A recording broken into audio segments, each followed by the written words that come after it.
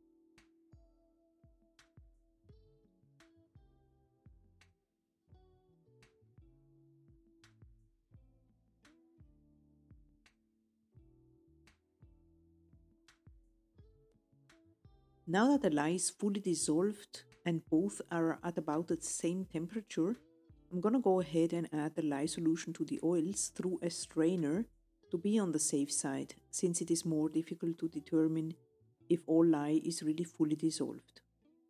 That way you prevent undissolved lye getting into the oils.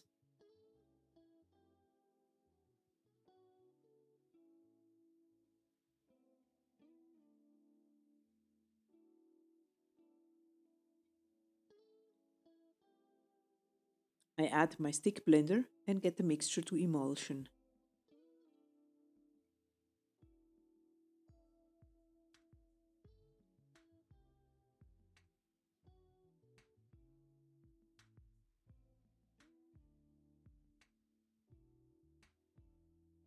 As I'm going to make a two-colored swirl, I just split a little bit of the batter in another container.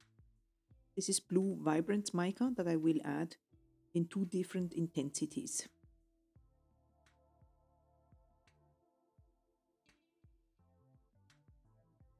I give it a stick blend again to make sure that everything is well incorporated.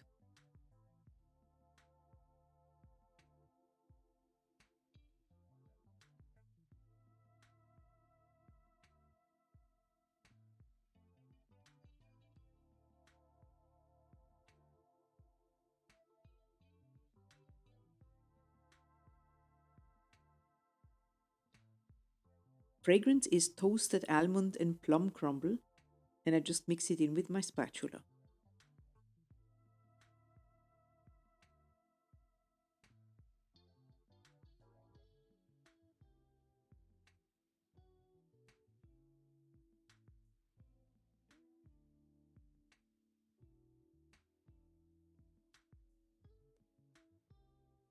To create a marbled look, you can just add one color into another, like so.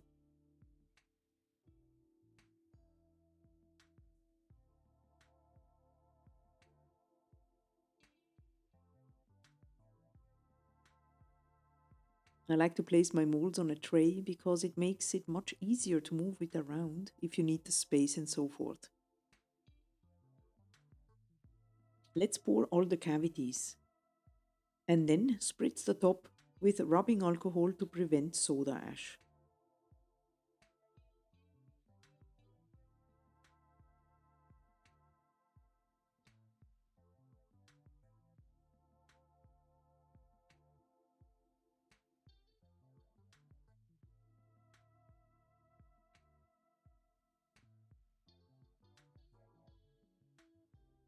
And now the only thing left to do is to give it a couple of days before unmolding. Here we are 3 days later, and I can see from stretching the mold around the soap that the soap will release easily, and if it doesn't, just leave it a couple of days longer. There is no need to rush. I'm going to stamp these in just a second.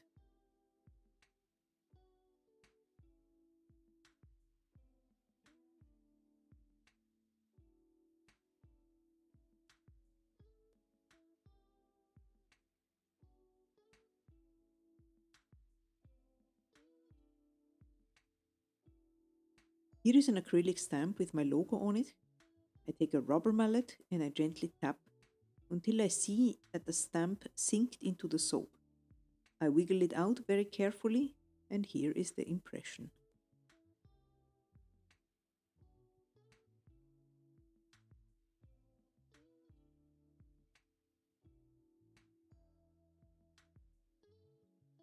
If you are interested in other soap making related videos, check out the playlist on the screen where you can find many more. Feel free to subscribe and see you soon. Bye!